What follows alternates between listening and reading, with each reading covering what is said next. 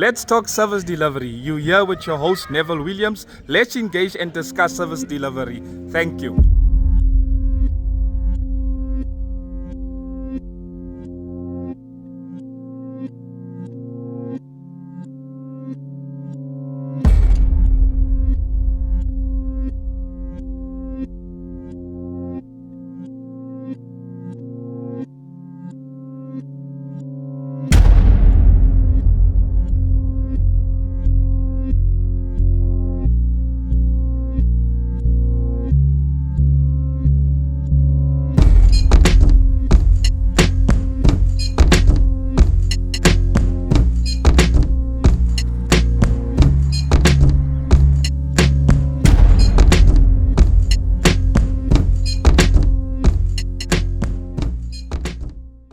Good residents, this is Councilor Dwain Ponsonby again from Ward 17 Eldorado Park under the Patriotic Alliance.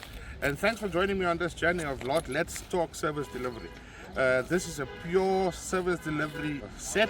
This is a pure service delivery episode that we're going to take you to the streets of Eldorado Park, showing you that the needs and the wants of this community, as this community has not seen development for many years. We have come in since 2021 and we've tried to change the wheels of service delivery. It is working currently for our residents, logging calls, logging water calls, all those type of things. So there's more to service delivery than electricity, water, sewer issues.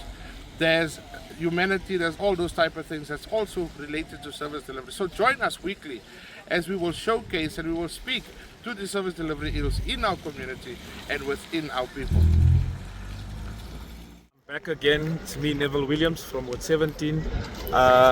Fortunately, I got hold of Councillor Dwain, the Ward Councillor of Ward 17. Councillor Dwain, you are here today, as you can see, at a very familiar corner where we normally find this illegal dumping taking place. So, Councillor Dwain, if you can explain to us, myself as a resident from Ward 17 too, in depth as to how we can combat these kind of illegal dumping sites taking place within our community. I know I spoke to one of the residents that was walking by.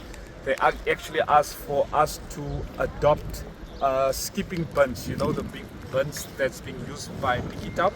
So Councillor Dwain, that would be only one way of eradicating this illegal dumping sites. But what can you as a councillor do for the community of Eldorado Park? Because we as the community of Eldorado Park sometimes find ourselves and think that we have the councillors in Ward 17 and Ward 18, they're not really doing their work. So like I said earlier on, if you can explain to me in depth the pros and cons in terms of the service delivery, the pros and cons, the lacks, the needs, the wants, and all the issues that you guys face in terms of councillors representing the community within Eldorado Park. Thank you, Neville, and thanks to the viewers that is currently watching. Neville, service delivery is holistic. It's very big, it's very broad, it is wide and it is deep. So there's a lot of things that goes with service delivery. It's firstly the action of our people, right? It's a contributor to service delivery, because let's use that, what I'm saying, to what we are standing at today, to where we are standing at today, and that's at corner Goutenakwa Marine Street, where we have a current problem of illegal dumping. It has actually gone as far as to the church, and the church has written me letters asking that we should do something and do some type of intervention. The intervention is there. So Pick It Up currently is doing illegal dumping spots once a week in our community, which is on a Thursday, either Wednesday or Thursday. They've got alternate dates where they come out and they come out with the TLBs and the tipper trucks, and they remove all of this illegal dumping. But illegal dumping comes from somewhere, Never. Correct. It comes from somewhere. And this illegal dumping comes from our residents' houses. Pick It Up as a routine where they pick up your house bin, your we call it a Pick It Up in Elders. Yes, correct. The Pick It Up bins on a Friday. And we have come to notice that even on the very same day that Pick It Up comes and does the waste disposal, or pick up the waste to dispose, the very same day our resident goes out with Pick It Ups and they dump. So it shows that people do not have an interest to keep the area clean. So accountability is very important. Accountability. Accountability should not only be good for us. We should not only account on stuff that is worthy of accounting to, but the residents should take initiative, the residents should take responsibility, the residents should take accountability for what is currently happening here. And illegal dumping sites is what it is. We've got garden sites in Eldorado Park in Extension 9, in Cliffspread West in Extension 4, where people can go. And if your bin is over full before the day of collection, you can go and dispose of your waste. But now we hire people on the streets to clean our yards, Neville. And that people now, because it's getting a rand or two, and because unemployment is so high, everybody's taking advantage of a situation to make a dime, which is fair on them, because people need to work and people need to fend for themselves. So this is the situation where we find ourselves at, where people will illegally dump because they can. Okay, Councillor, so in terms of the very same area that we're standing at the corner right now, how can we really eradicate this problem from continuing? Is it also a case of lack of picky tubs, as you call it, that the residents own? What seems to be the real crisis here? You know, I understand what you're talking about. You're saying that the residents need to take accountability. Do we then have to have some awareness campaign making people aware? Because this has been continuing for many years, and like I said earlier on, to us as a normal resident, it really seems like the councillors, the people in charge, the Patriotic Alliance, it seems like they are not doing their work. So do you guys have to actually educate us in terms of what happens, what are the processes of service delivery? What is your duties as a councillor to service the community? Because we've got various issues in terms of electricity, people's lights being off for 3 or 4 days, you guys logging calls. Is it very effective? What do we really need to do to service the community of Eldorado Park? Look, like I said, the responsibility lies with us all, resident, councillor, entity. So the formula of logging service delivery queries or complaints is first to log it with the entity. It then becomes a responsibility of the entity to come out and respond. This is where we step in as councillors. Every entity has a different SLA, some 12 hours, some 24 hours, some even up to 48 hours, to respond to that service delivery query or complaint. And after that, we should be in the process. Because let's say it's 48 hours and the call has not been... Turnaround time. Yeah. The call has not been addressed. We now have to go out and find out why is that and how come it is not addressed. Because it is very, very, very important for us to keep the entities on their toes. There's KPIs, you know, that they need to reach, and they reach their KPIs due to service delivery and the delivery of services. But most of the time, we've got problems with the entities of manpower, one.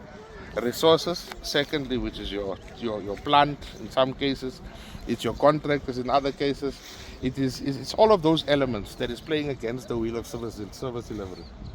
In this instance, picking up is the service provider or is the entity responsible for keeping our area clean. And you've asked a question that I want to answer. To me, we've done the research, and currently there is a lack of bins. 200 litre bins. And why am I saying there is a lack of 200 litre bins? Our communities have grown in such a way where our children is now big, so they've gone into backyards, and they've started living in the backyards of their parents. Correct. Some are doing it for the sake of rentals, etc., etc. So the household has now grown, and that bin is not conducive for that household anymore. You understand? Basically, you're servicing over 15 people in yes, 1 yard. You're serving 15, let's say 4 different families in 1 yard.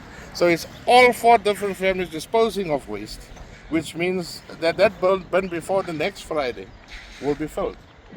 Correct. And now the habit of illegal dumping comes in because your bin is standing in your yard, stinking, being filled with diapers or food or whatever it is.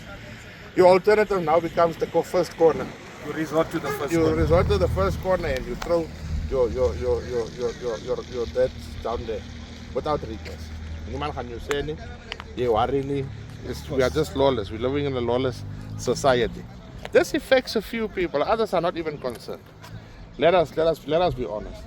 Not everybody, let me put it this way, not everybody is even complaining about illegal dumping. But if you go to other communities, there are some that is much cleaner because the residents understand it is not overpopulated like us. We are in impoverished area.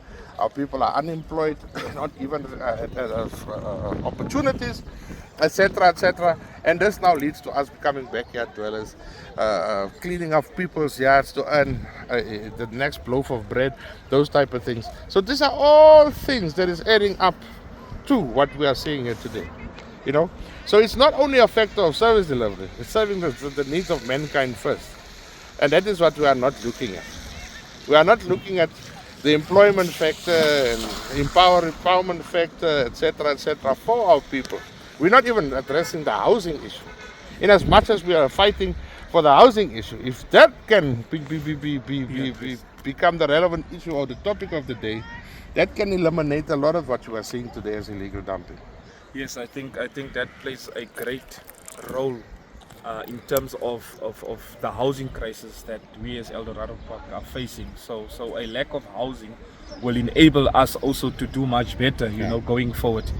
So I think, Councillor, for now, I'm quite okay with the response. So yeah, I think the solution that we've spoken to pick it up was to place the skip bins, but unfortunately that was trialed and it erred based on one fact, that the bins get stolen.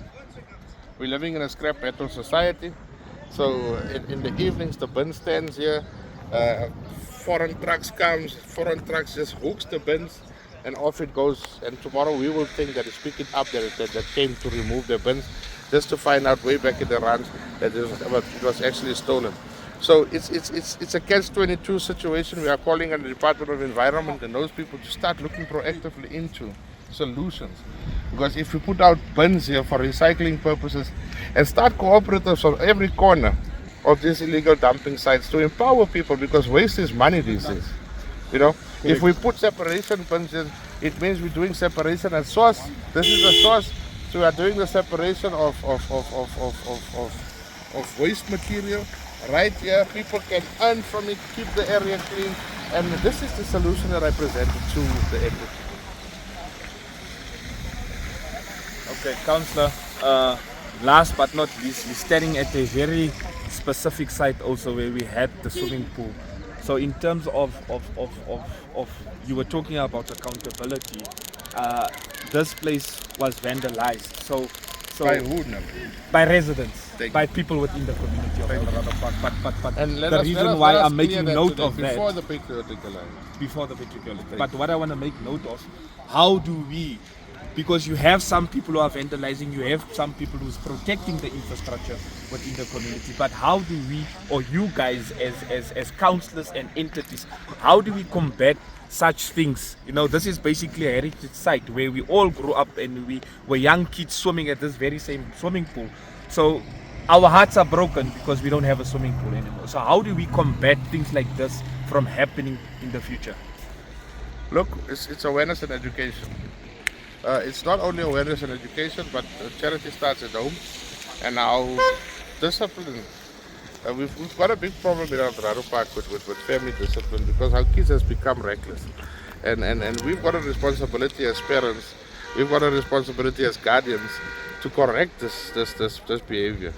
And if we are not going to address it full-fledged and speak to these issues, then we will lose everything, every little thing that we have in Eldorado Park.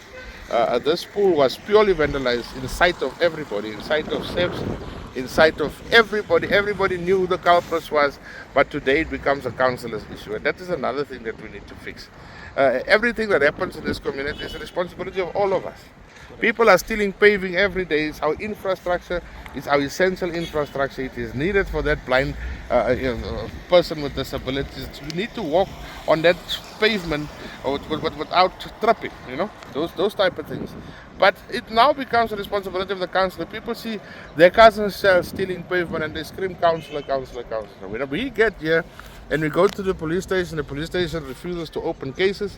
So the city really needs to look in proper essential infrastructure, and also tactical looking at teams that really addresses these type of issues, because before long there'll be no pavements on the sidewalks, there'll be no zinc on the transmission houses, the electrical transmission houses in Eldorado Park, because everybody thinks that everything is cheap. So is it a case where we should practice more stringent bylaws, or should we then practice these bylaws by getting people arrested?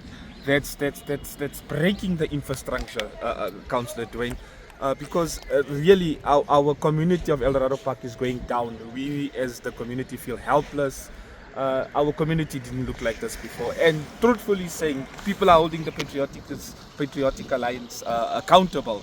So what can we do? Should we then have further engagements with the community and address all of these service delivery issues?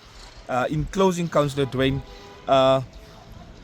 tell us as residents what we need to do, and let us have a relationship with residents and the councillors and the city, for further engagements to upskill our people and to have a better community. I think, Neville, in closing, like you said, it's time that we take over what we own. It's time that we take over what we own, and this is our infrastructure, this is our elders, this is our community, whatever community you're watching this from, and we should take the responsibility of safeguarding, looking after it, and giving account when stuff is asked. We should lose dependency on government in some way, because government neglects, government does not want to do their jobs. People are hired into positions that they do not want to fulfill.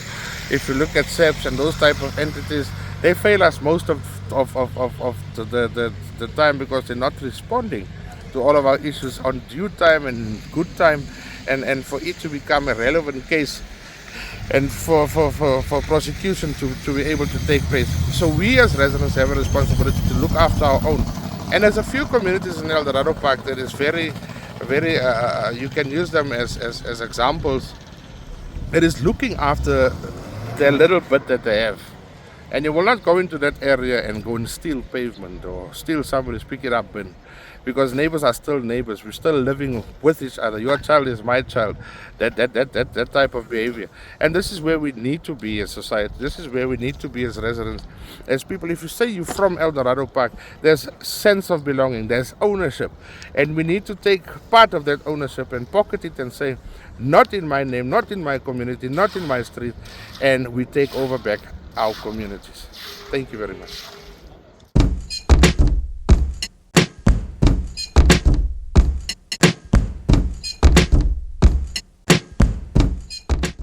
My name is Gaf. I'm here 43 years in KD. Since 1979, when people moved in.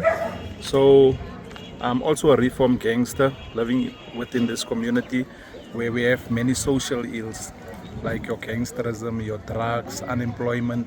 So we would like to see changes in our community. I feel we are left out community since democracy have started. So I want to take you to a few places to see how it looks like inside. We got so many challenges here in KD, like our electrical, water, overcrowding. Since 1982, when the last units has been built, there was no development.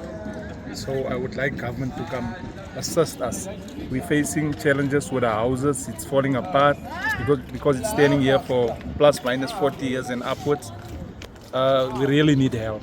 We really need help as a community. So I would like to hand over to one of the few ladies that's standing here, that's part of the committee, so we can say what is our grievances here. Please explain to us in terms of the living conditions here in Kersdorp. What do you guys need? Service delivery, are you happy with service delivery? Is any service delivery taking place at all? Do you get help from the councillors? What is happening here within your community of Kersdorp? If you can please explain to us. Thank you. So good day, residents of KD1, and also to the leadership that's standing with me. I haven't been too long in KD1, but the conditions in Kersdorp is really terrible. We sit with situations of gangsterism, first of all. We sit with situations of sewer problems within the community. We sit with issues with where the community, the committee leaders have to take initiatives on themselves to create, how can I say, opportunities for residents to live in proper conditions. I'm just making an example, for instance, with the drainage. So we have a system in place where every household have to pay 25 rand, just for us to be able to allow for the sewage function, what do you call it? The sewer to function properly. So the problem with this is it's not the responsibility of the community to do this. Okay, so it's the responsibility of housing, and also we thank Councillor Dwain for the opportunity in allowing us to speak to this platform. So what we're asking and requesting is, can someone please just assist? This is a big problem in Kersedorp. Our youngsters are unemployed. They're currently unemployed. There's youngsters that sitting at home. So there's so many ills in this community. And okay, before I pass, we sit with so many substance abuse in this community. We have, I'm not sure, Aunt Sophie, how many households that's where there's drug inflicted, where there's no parents involved. Yes, over 20, we can say over 20 at the moment. One of the biggest problems is like the houses are overcrowded, and it's a one-bedroom house where you find maybe 7 to 10 people in one house. That's why it's keep on blocking, and even with our electric, it wasn't supposed to service all these zozos in the backyards. So we got a lot of backyard dwellers here in KD. I would like government to come assist us. Our people need houses. That's one of the main things. We got to cry out for houses. We are a forgotten nation, really. Basically, what you are saying is that it's overpopulated here. In Kersedorp. There's a lack of housing. So those are the kind of things that you guys want to see. We want happening, especially within our new government, the Patriotic Alliance also being part of the GNU.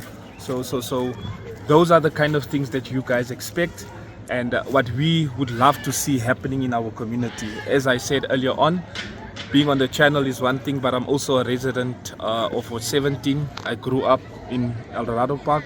So yes, residents, you have the platform, you have the ills. Everything is not okay. Last but not least, resident, can you also give us some information in terms of what you are going through and what are the other difficult issues that you're experiencing within Kersedorp? The overcrowding is most the problem, because those houses, is when I moved in here, I'm not long in Kersedorp, but what I understand was this houses was built for old people. But the old people have children, and their children have their own children. So the overcrowding starts when the old people cannot look after the children, and that is where they find themselves building their own shacks or their bedroom built in the house. So the system is overcrowded. So you cannot. There's no space. There's no privacy for that. So how can a family stay together? There is so much in one house. And there's no.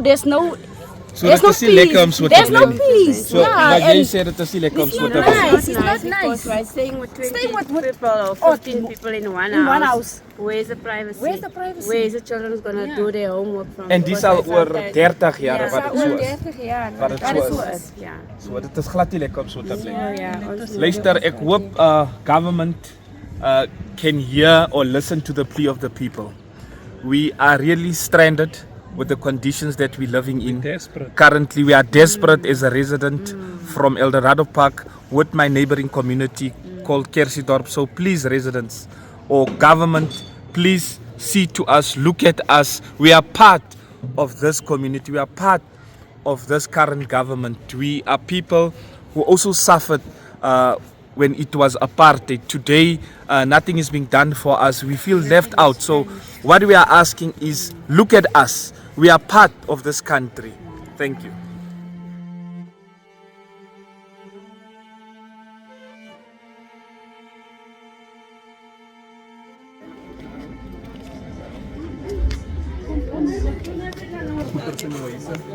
So this is a friend of mine, school friend that needs a job. So better, what makes you not work? I want to know that. Sê eers wie is jy? Wat is jou naam? Nee, mijn naam is Johannes Ren. Ja, reden omdat ik werk.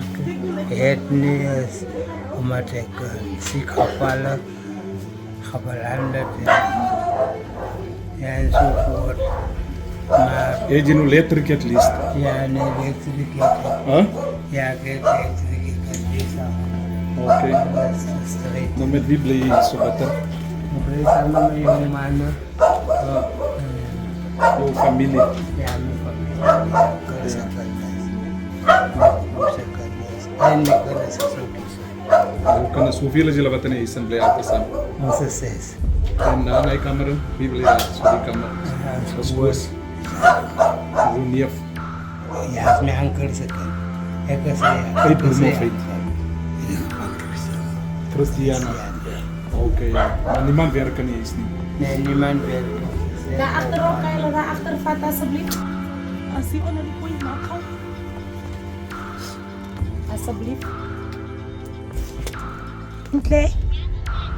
Wainona, Keke, Kayla, Jonathan en my een het mos dood gegaan. Uriel, December.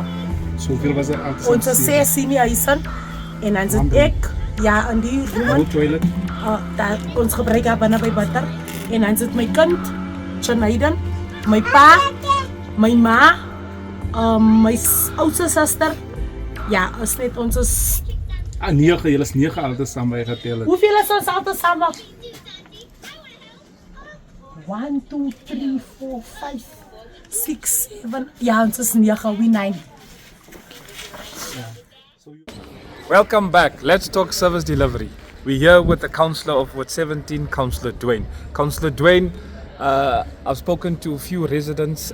They've mentioned some of the issues happening within our community in terms of they feel it's non-service delivery. They've got problems with electricity, overcrowding, backyard dwellers living within this very same yards, close to 10, 15 people living in one house. So what can you say about that, Councillor Dwain? Okay, so this is provincial stock. Thank you, Neville. Thanks to the viewers. This is provincial housing. This is not city housing. This is provincial housing, so it's provincial stock. Firstly, let's clear that. And then secondly, we seem to have a problem with housing, provincial housing in this area with regards to maintenance, and that's the service delivery, that issues that the residents are alluding to. Housing is not maintaining this area. The system, the community, alongside myself, has actually come together, and we've started a pocket. We call it a pocket in the community where every resident every month contributes a 25 rand towards. But that 25 rand is just for the sake of clearing out blocked drains, because that's a big problem in this area. Manual block sewer systems. So that money goes to empowering somebody in the community to open those type of things, because the lack of service delivery from the side of province is scary. They've got appointed contractors that is not happy with the rates. So this is an internal issue that is becoming a residence issue. So all of these things are being addressed. I think if it comes to electricity currently, City Power is playing their part, and they are seeing services from the side of City Power. It's like I've said in our earlier interview, that overcrowdedness is a common issue. Contributing factor. Yes, it's a contributing factor, and it's a common issue in our community. Housing is not being given to our people. But how do you address the issue where few houses are actually without electricity for a number of few days, for example 3 to 4 days? What happens? What is the cause of that problem, Councillor Dwain? As you know, City Power has put up the new substation in Eldorado Park to increase capacity to the area. We've got old age infrastructure in this area. As you can see, the buildings are dilapidated, falling apart. All of the provincial stock is actually in that state in my ward. If you could explain what happens in a case when a resident's light is off for close to 3 or 4 days. It's not fair for people's lights to be off for 3 to 4 days. So if you can explain, please, Councillor. All right. So the issue of being off of 3 to 4 days, I think I've spoken on the fact that overcrowdedness and backyard dwellers are now putting a strain on our old infrastructure. And the infrastructure has become vulnerable. City Power, as we know, I've said it also, that we've built a new substation, and we thank you for that, because now we're capacitated even for future developments. But it's, once again, Neville, it's a thing where we need to speak to the residents of overloading. A cable doesn't just burn out of itself.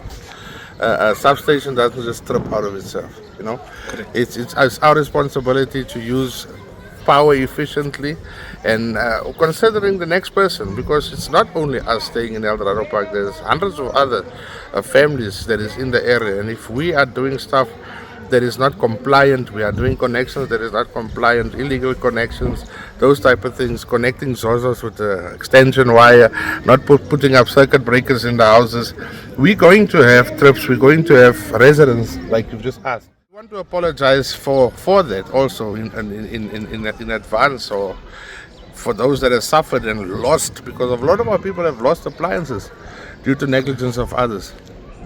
So yeah, in cracks, Neville, service delivery should increase, service delivery should accelerate.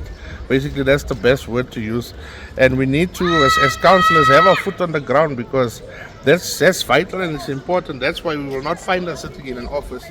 We on the ground, we have to address the issues, even though it seems to some that we are not. People should also realize that we are looking after thousands and thousands of people and not only a given few. So I thank you for allowing us to speak on this. I would provoke provincial government to come out and do the right thing, the honorable thing to our people. Everybody deserves the right to housing. Everybody deserves the right and have the right to electricity and water, and let us, as those representing the city, do it with military precision. Thank you. One more thing, Councillor, before you go. Some residents were alluding to the fact that this very same area where we're standing on, this unit's called Kertidorp, there's sort of a changeover from provincial stock to local government stock. If you could just, in closing, just elaborate on that and explain to us what is that all about? So that transition is currently in the process of happening. You know, these people must still get title deeds. So the transition from province to city is one that's taking place currently as we speak. And the city will now take full responsibility with budget. We had Councillor Dwain from Ward 17 speaking on service delivery issues. So let's make sure, guys, next week, follow the channel, follow the page, make sure that we return to Let's Talk Service Delivery. Thank you.